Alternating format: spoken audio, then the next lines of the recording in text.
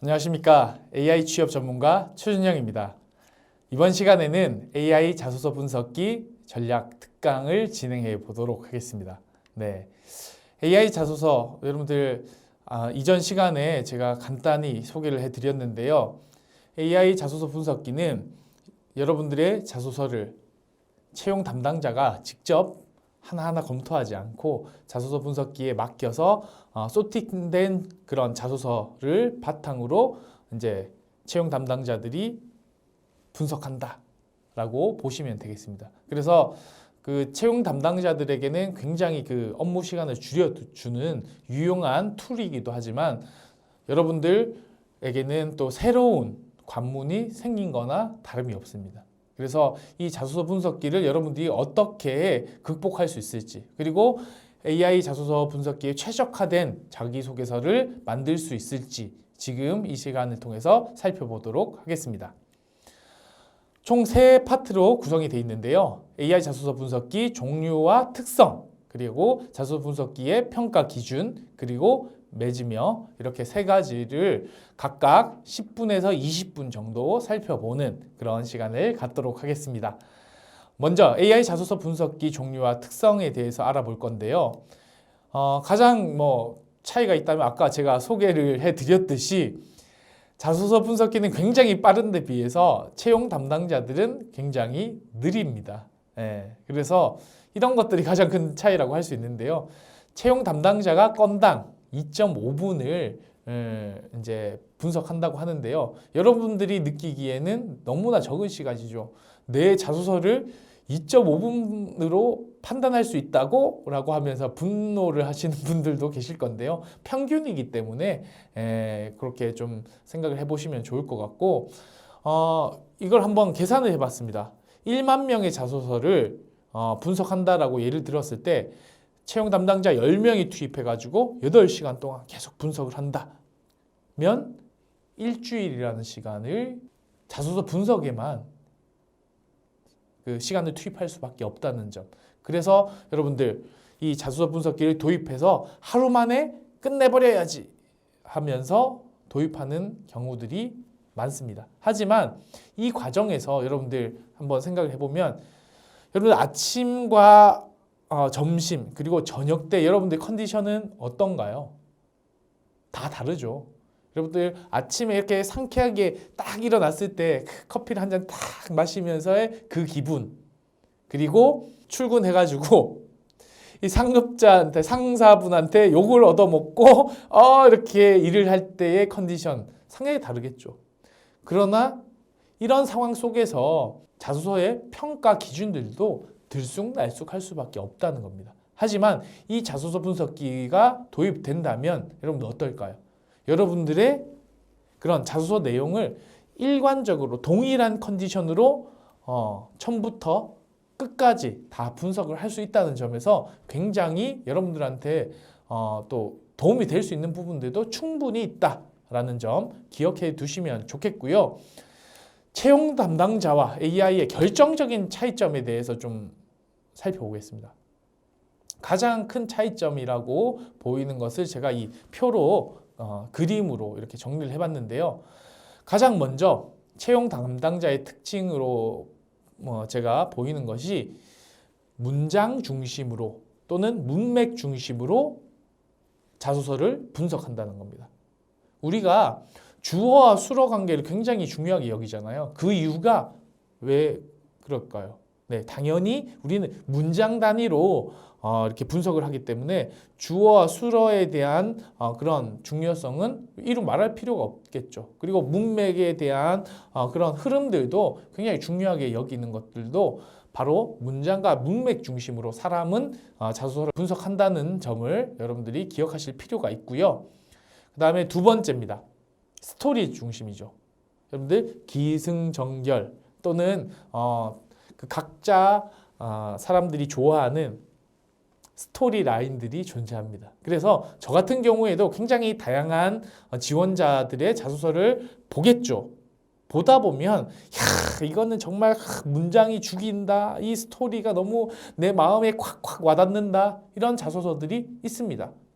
하지만 어떤 자소서는 정말 글을 잘 썼음에도 불구하고 나와 스타일이 맞지 않아서 이건 좀 별로야 라고 여겨지는 것들이 있다는 거죠. 여러분들의 자소서도 분명히 채용 담당자에 따라서 보는 관점과 시각이 달라지고요. 스토리에 대한 내용들도 달라질 수밖에 없다는 점 한번 기억하셨으면 좋겠습니다. 그 다음에 세 번째, 경험적인 검증으로 이루어진다. 이 경험적인 검증을 좀 쉬운 말로 하면 무엇일까라고 좀 고민해 보니까 기억나는 범위 안에서 예를 들어 여러분들 문법에 대한 업데이트가 얼마나 돼 계신지는 모르겠습니다만 저같이 굉장히 이제 오래된 고인물 같은 사람들은 자장면이 맞냐 짜장면이 맞냐 라는 것에 늘 갈등을 느낍니다. 둘 다 맞죠. 지금의 표준어 문법 규정에서는 둘 다 맞지만 이전에 배웠던 분들은 저까지만 하더라도 자장면은 맞고 짜장면은 틀렸다라고 배웠습니다. 그러다 보니까 이 문법 규정 그리고 그런 시대의 흐름이 바뀜에 따라서 얼마나 업데이트가 돼 있느냐, 업데이트가 되지 않았느냐에 따라서 여러분들을 다르게 평가할 수 있다는 거죠. 또 표절률에 대한 부분들도 여러분들 그 자소서를 보면서 여러분들도 이런 생각을 하실 때가 있을 것 같아요. 이건 어디서 많이 본 문장인데? 라고 생각을 하지만 막상 그 근거를 찾아봐라 라고 하면 찾지 못하죠. 어디서 많이 본 것 같은데가 표절률의 기준이 되겠습니다. 채용 담당자의 특성은 이렇고요. AI 특성을 또 살펴보면 얘네들은 키워드 중심입니다. 탄산수 같은 지원자 최준영입니다 라는 표현을 다시 한번 좀 상기를 해보시면요. 앞에 있는 탄산수라는 키워드는 AI는 이렇게 인식할 가능성이 높습니다. 뭐냐? 서비스, F&B 또는 음료 제조업 이런 식으로 생각할 가능성이 높다는 거죠. AI는 은유법을 잘 활용하지 못합니다. 그렇기 때문에 여러분들 있는 그대로 직접적인 표현들을 활용하는 것이 좋겠죠. 그리고 그 키워드 중에서도 특히 여러분들의 직무와 관련되어 있는 키워드들을 중심으로 여러분들이 활용하시면 좋겠습니다. 두 번째는 데이터 중심입니다. 데이터. 그러면은 스토리 중심과 이렇게 대치되는 부분인데요. 사람은 스토리를 중시 여긴다면 AI는 기존의 합격 자소서의 특징이 어떤가를 분석하고 그 스토리가 좋냐 나쁘냐를 평가한다는 거죠. 그래서 데이터 중심에서 중요하게 여기는 부분들이 있죠. 여러분들의 교육 수료 내용, 그 다음에 직무, 그 다음에 경험, 경력, 자격증, 그 다음에 수상 내역 이런 것들이 여러분들 굉장히 중요한 요소로 평가된다는 점 기억하셨으면 좋겠고요. 세 번째는 비교 검증입니다. 비교 검증. 비교 검증 같은 경우에는 경험적 검증과 대치되는 내용입니다. 아까 경험적 검증을 쉽게 표현해서 기억나는 범위 내라고 했죠. 근데 AI들은 비교 검증입니다. 실제 데이터와 비교한다는 것이죠. 그래서 실제로 그 솔루션에 포함되어 있는 그 입력되어 있는 데이터 범위만큼 비교를 할 수 있다는 점입니다. 뭐가 좋고 뭐가 나쁘다는 것이 아니고 이 비교 데이터 범위들이 한정이 되어 있기 때문에 모든 데이터들과 비교하는 것이 아니라 솔루션에 입력되어 있는 데이터들과 비교한다는 점을 좀 기억하시면 좀 쉽습니다. 예를 들어 맞춤법. 여러분들 그 워드나 아래 한글 이런 프로그램들을 많이 활용해 보셨을 겁니다. 거기에서 맞춤법을 여러분들 검사해 주죠. 이 맞춤법을 검사하는 가운데에서 어떤 문제점이 발생하느냐? 바로 그런 문제들이 발생하죠. 실제로는 맞는데 틀리다고 얘네들이 자꾸 이야기하잖아요. 그래서 답답해. 내가 맞는데 왜 자꾸 틀렸다고 하지? 라고 하는 경우들이 종종 있습니다. 이와 마찬가지로 AI 솔루션들도 입력되어 있는 범위 내에서 분석을 하기 때문에 실제로 문장이 맞더라도 틀리다고 볼 수 있다는 거죠. 그 다음에 표절률 같은 경우에는 어떨까요? 표절률은 분명히 그 비교하는 시점이 있겠죠. 여러분들이 자소서를 비교하는 데이터들과 얼마나 일치하는지를 평가합니다. 그래서 어떤 솔루션의 경우에는 지금까지 입력돼 있던 제출됐던 자소서들과 여러분들의 자소서를 비교합니다. 하지만 어떤 솔루션은 오픈돼 있는 공개되어 있는 온라인 공간에 있는 데이터들과 여러분들의 자소서를 비교 검토합니다. 이렇게 입력돼 있는 범위 내에서 여러분들의 데이터와 비교한다는 점을 좀 기억하시면 좀 쉽게 이해가 가실 것 같고요. 뭐가 좋냐, 뭐가 나쁘냐를 떠나서 이런 식으로 AI가 여러분들의 자소서를 분석한다라는 점을 기억하면 앞으로 진행될 교육 내용들을 훨씬 더 이해하시기가 쉬울 거고요. 여러분들 어차피 AI 자소서 분석기를 통과하면 누가 여러분들의 자소서를 봅니까? 네, 바로 채용 담당자들이 여러분들의 자소서를 읽어보고 다시 검토를 합니다. 그렇기 때문에 뭐가 중요하고 뭐가 중요하지 않다라는 의미가 아니라 이 모든 내용들이 중요하고요. 이 모든 부분들이 고려돼서 여러분들의 자소서가 작성되어야지 최신 트렌드에 맞는 자소서를 작성할 수 있다라는 점을 기억하시면 되겠습니다. 자, 그러면 AI 자소서 분석기를 도입했다라는 기업들을 쭉 제가 나열했고요. 그들이 발표한 내용들을 한번 정리해봤습니다. 롯데 같은 경우에는 필요 인재 부합도, 직무 적합도, 그 다음에 자소서 표절 여부 이런 다양한 내용들을 살펴본다라고 돼 있고요. CJ 같은 경우에는 회사에 필요한 인재상과 관련된 자소서 내용을 분석하겠다. SK도 마찬가지고요. BGF 리테일 같은 경우에는 자소서 표절 여부와 직무 적합성에 대해서 분석한다라고 본인들이 발표를 했습니다.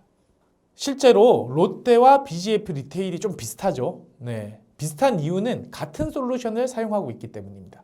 그다음에 CJ는 자체적으로 CJ 올리브 네트워크스라는 곳에서 자소서 분석기를 개발해서 운영하고 있고요. SK 같은 경우에는 에이브릴이라는 AI 솔루션을 개발해서 활용하고 있습니다. 그래서 이런 내용들을 쭉 살펴보시면 공통점과 차이점이 있다는 것을 확인하실 수가 있는데요. 대체적으로 인재상에 대한 부분들을 굉장히 중요하게 여긴다. 그리고 직무 적합도를 평가한다. 그 다음에 표절 여부를 확인한다. 이 정도로 정리해 볼 수가 있습니다. 네.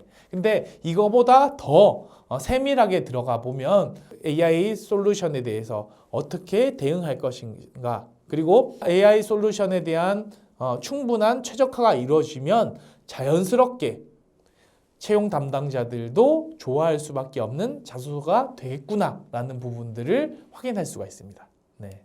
그래서 AI 자소서 분석 솔루션들을 제가 쭉 나열해 봤는데요. 대표적인 솔루션들을 나열했습니다.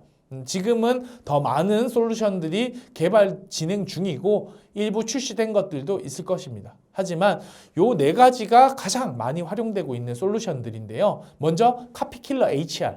여러분들 카피킬러라는 것들은 많이 들어보셨죠? 여러분들의 대학교 숙제를 어떻게 합니까? 어디서 뺏겼는지 확인해주는 솔루션이 카피킬러죠. 근데 카피킬러 HR은 여러분들의 자소서 분석을 해주기 위해서 그 기존의 카피킬러를 업데이트한 내용이라고 생각하시면 쉽겠고요. SK 에이브릴 같은 경우에는 이런 그 내용을 가지고 여러분들 자소서를 분석한다. 그래서 현재 채용에서 활용되고 있는 솔루션은 카피킬러 HR 그리고 SK 에이브릴이라고 생각하시면 되겠고요. 코멘토와 아리 같은 경우에는 교육용으로 출시되어 있다.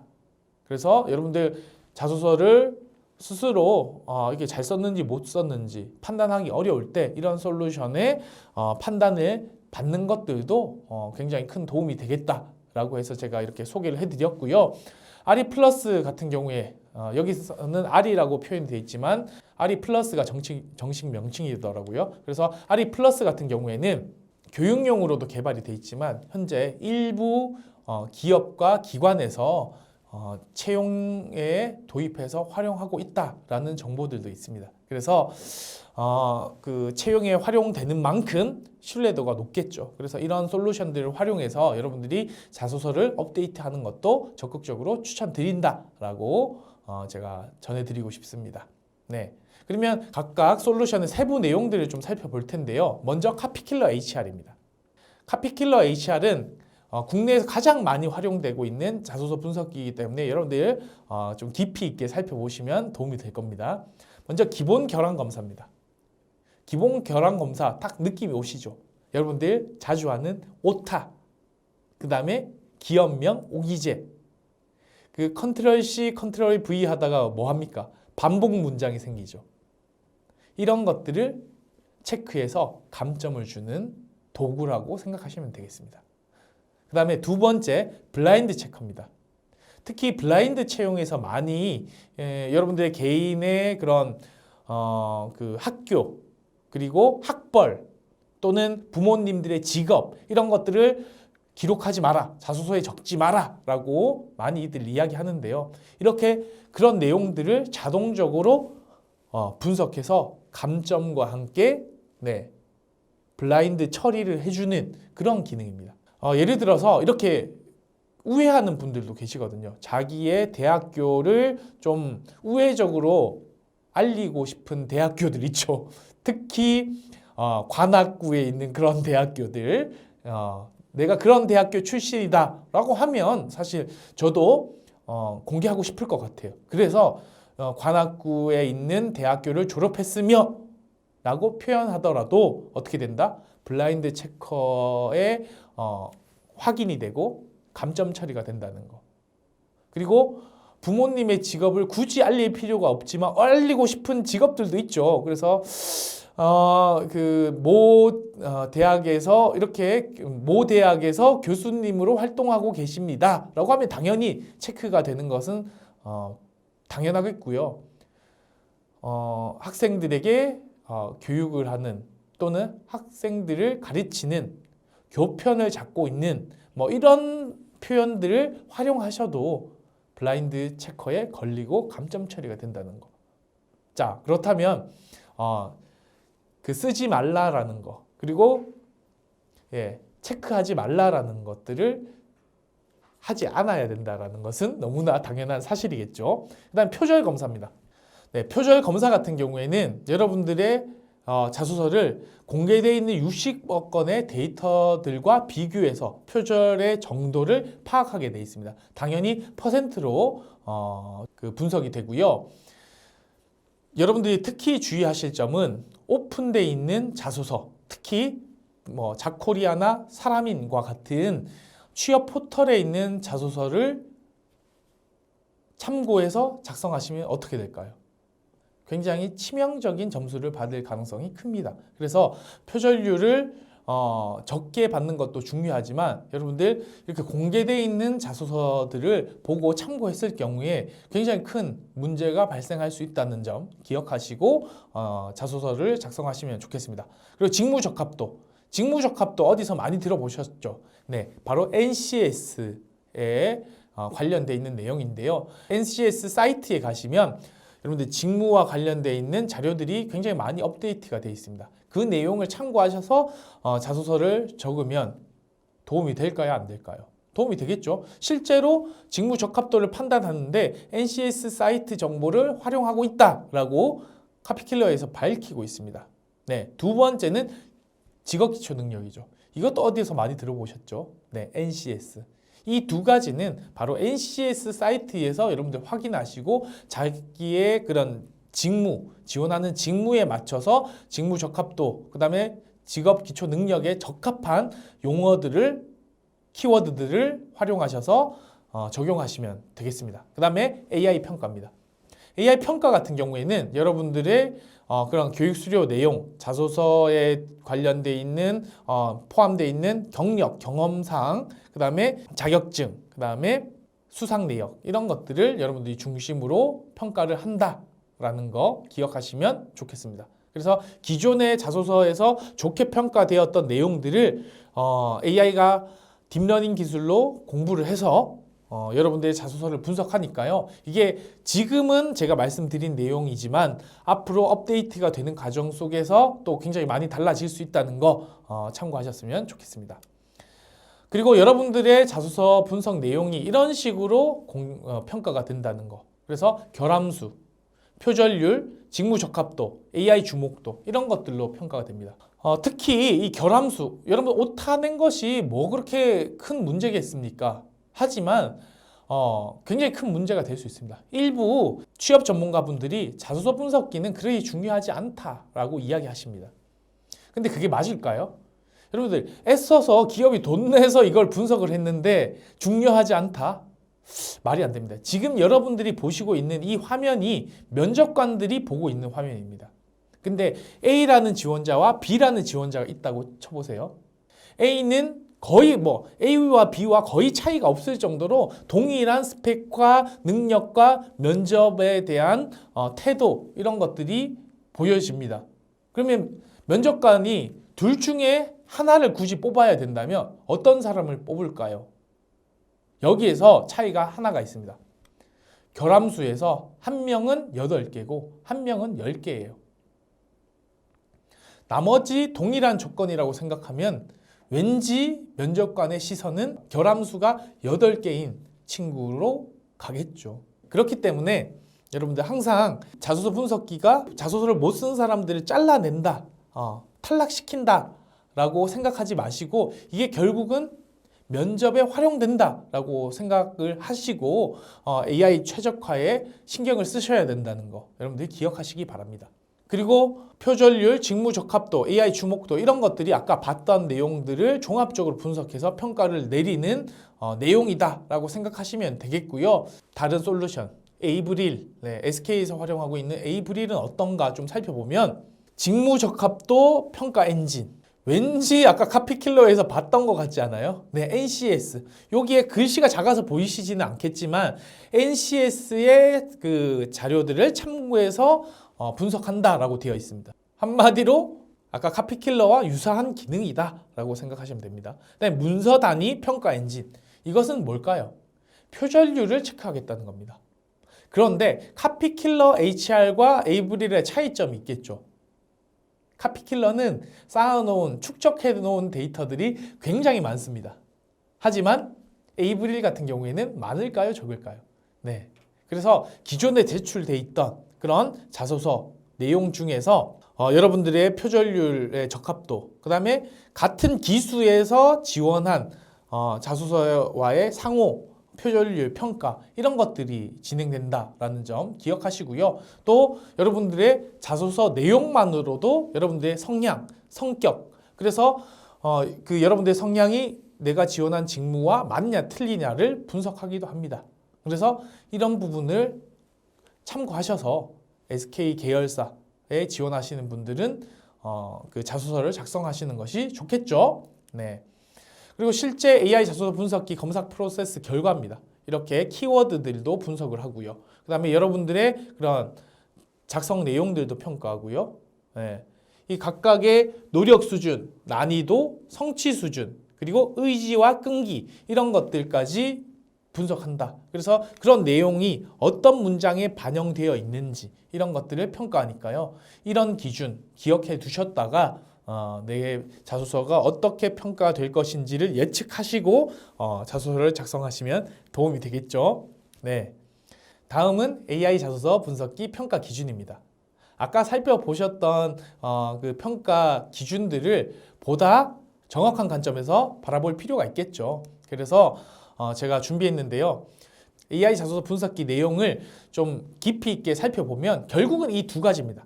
결함수와 표절률, 그리고 직무 적합성과 AI 주목도 이렇게 두 가지로 구분해서 살펴볼 수 있는데요. 지금 왼쪽에 있는 것은 떨어뜨릴 사람을 걸러내기 위한 분석이고요.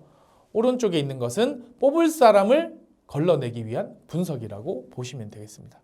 그렇다면 보다 자세한 기준, 어떻게 해야지 합격권이고 어떻게 하면 불합격을 할 가능성이 큰지 여러분들 기준을 알고 싶어 하시겠죠. 네. 그리고 또 이 두 개 중에 결함수와 표절률이 중요해요. 직무 적합성과 AI 주목도가 중요해요. 이런 것들도 궁금하실 것 같아요. 이런 부분에 대해서 좀 자세히 살펴보겠습니다. 먼저 결함수와 표절률을 쉽게 표현하면 양적 분석이라고 할 수 있겠죠. 몇 건이나 했는지, 몇 퍼센트나 했는지를 분석하는 겁니다. 그래서 결함수 같은 경우에는 10건 이하입니다. 그래서 10건보다 낮아야 되겠죠. 아까 그 빨간색으로 표시됐던 것들이 10건 이하면 다른 색으로 표시되겠죠. 그러나 10건 이상이면 빨간색으로 부정적인 시그널이죠. 그 다음에 표절률 같은 경우에는 기업마다 조금씩 차이가 있습니다. 일반적으로 30% 기준을 두고 있는데요. 30%가 넘으면 빨간색, 30%보다 낮으면 다른 색으로 표시가 되겠죠. 좀 촘촘히 보는 기업에서는 15%가 기준입니다. 15%가 넘으면 빨간색, 그 이하면 다른 색으로 표시가 된다. 근데 여기 양적 분석에서 여러분들 좀 기억하시면 좋을 것이 적을수록 유리하다는 겁니다. 그러니까 0에 수렴할수록 좋다. 결국은 그 한두 건의 차이로 최종 면접에서 여러분들의 평가가 달라집니다. 이게 그냥 제 뇌피셜이 아니라요. 실제로 이 카피킬러 HR을 활용한 채용에서 면접관으로 다녀오신 분들이 저한테 직접 이야기를 해주셨습니다. 이렇게 데이터가 나와 있는 상황에서는 데이터에 기대해서 사람들을 평가할 수밖에 없구나라는 것을 느꼈다라고 직접 저한테 이야기를 해주셨습니다. 그렇기 때문에 어떻게 해야 될까요? 0으로 수렴하도록 최대한 적게 만들도록 노력을 하셔야 되겠죠. 두 번째는 질적 분석입니다. 질적 분석은 이렇게 직무 적합성, 인재상 부합 정도, AI 주목도 이렇게 세 가지로 분류를 할 수 있는데 직무 적합성 뭡니까? NCS 사이트에서 나와 관련되어 있는 직무에서 어떤 키워드들을 많이 활용했는지가 핵심이 되겠죠. 두 번째, 인재상입니다. 인재상 여러분들 어떻게 확인하시나요? 기업 채용 사이트 또는 기업의 대표 사이트에 가시면 그 기업에서 원하는 인재상들이 있습니다. 그 인재상을 충분히 이해하고 그와 맞는 그에 적합한 키워드들을 활용하시는 것이 도움이 되겠죠. 그 지원 기업과 직무에 맞는 자소서를 작성해야 된다는 것이 핵심 내용이 되겠습니다. NCS 사이트, 기업 분석 이런 것들은 반드시 들어가야 되고요. AI가 좋아하는 키워드들 제가 말씀드렸죠. 그 키워드들도 적절하게 잘 활용하셔서 자신의 그런 특성들, 자신의 경험, 경력들을 잘 어필하시기를 바랍니다. 이제 정리를 해보시죠. 방금 전에 제가 이 표를 보여주면서 어떤 것이 더 중요해요? 라고 여러분들이 물을 것 같다라고 말씀드렸죠. 실제로 제가 오프라인 강의를 가서 가장 많이 듣는 질문이기도 합니다. 이 두 가지 중에 뭐가 중요한가요? 제가 좀 쉽게 정리를 해드리면 그 AI 자소서 분석기 그 프로세스를 통과하는 것만 생각하면 뭐가 중요할까요? 이 결함수와 표절률, 즉 양적 분석이 더 중요합니다. 하지만 최종 면접을 통과하기 위해서는 직무 적합성, AI 주목도가 중요합니다. 그럼 다시 정리해 보겠습니다. 최종 합격을 하기 위해서는 결함수 표절률, 직무 적합성, AI 주목도 다 중요하다. 그 AI 솔루션 최적화를 하시면 채용 담당자들이 좋아하는 자소서가 될 수밖에 없습니다. 그 이유는 바로 여기에 있죠. 여러분들 오타가 많은 자소서, 기업명이 잘못 기재된 자소서 채용 담당자들이 좋아할까요? 특히 기업명 오기재 같은 경우에는 바로 탈락시키죠. 표절률이 높은 자소서 채용 담당자들이 좋아할까요?